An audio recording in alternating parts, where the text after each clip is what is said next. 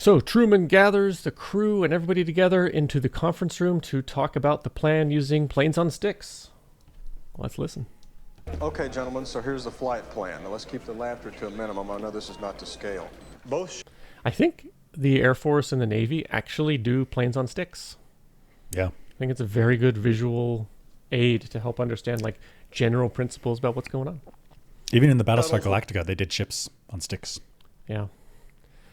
We'll take off Tuesday at 6:30 p.m. 67 minutes later, you're going to dock with the Russian space station to meet cosmonaut Andropov, who will refuel the shuttles with liquid O2. Then you'll release and take a 60-hour trip toward the moon. Okay, so like last week, these guys were on an oil rig drilling, talking about some interpersonal drama. And this week, they're in a conference room in NASA talking about refueling on space stations and going to the moon. My God. Life takes a meandering path. You never know what you're going to encounter. So just keep trying. Work hard.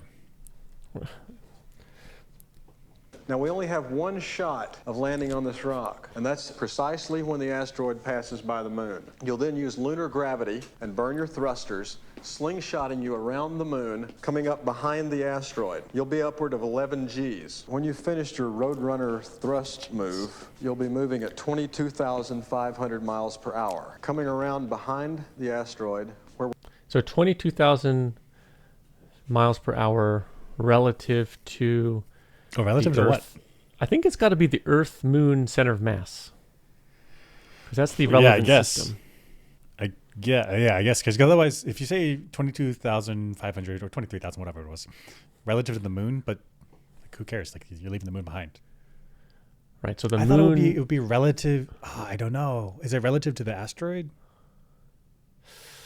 But you want to have almost zero speed relative to the asteroid. That's right. Otherwise, you just zip right past it. You won't be able to land. So no matter what your velocity is, and no matter what frame you're in, you want your velocity and your acceleration, but basically your velocity to match the asteroid. Right. And I think the most relevant place is the center of mass of the Earth and the Moon, which is essentially relative to Earth, I want to say. Right. Because if I remember, the center of mass for the Earth-Moon system is inside the Earth. Inside the Earth, yeah. Now, why wouldn't it be solar-centered? Why not do relative to the center of the solar system? I mean, I guess you could do that, but why? Like, the relevant object is the Earth. You don't want things hitting the Earth. Right. So I think that is too much. Even though it would work, it would just overly complicate the calculations unnecessarily. Right. You'd have all sorts of weird tangents and stuff. Like, not worth it. I guess when they're predicting, they being like the scientists, are predicting the orbit of the asteroid that's going to hit Earth, that would be solar system level. But once we're inside Earth-Moon system, that's the input for these calculations. Right. Effectively, at the distance where this asteroid is, effectively the sun doesn't matter anymore. Who cares? Like, it's off doing its thing somewhere else. Who cares? We're hoping that the tail debris will be cleared by the moon's gravity, and you'll land right here. That's it. What's it going to be like up there? 200 degrees in sunlight, minus 200 in the shade, canyons of razor-sharp rock, unpredictable gravitational conditions, unexpected eruptions, things like that. Okay, so you drill, you drop the nuke, and you leave.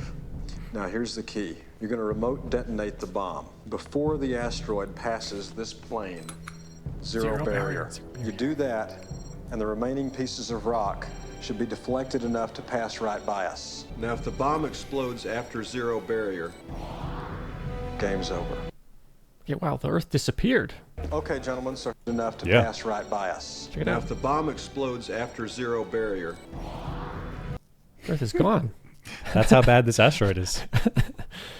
What a great visual aid. I see the plane. I see the cleaving from the explosion. And then I see the angles for the dotted lines. And I clearly see it goes past the Earth. This is like 4 days into the training. So somebody was doing simulations all night long. A 24-hour like crack shot team.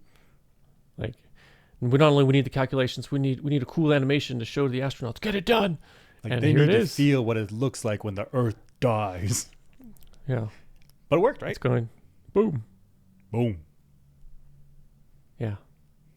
Great visual aid. God, it's just imagine being an oil driller and you're talking about going to the moon and nukes and drilling in an asteroid, and you're on the surface of an asteroid that's never been done before. Like, oh my God. So on one hand, it's like what in this world? Not even what in this world. Like what is out of this? World? I don't even believe in the moon landing. I mean, what are you telling me? We want to land an asteroid? On the other hand, you put me on that rock, I'm a drill. I'm a drill. Hey, That's what I do straight down. all day, every day, except when I'm on vacation. Just drill, Drill, baby, drill. drill, baby, drill. I mean, otherwise, it's a pretty good plan, right? Yeah, I mean, it all makes makes sense. sense. Yeah.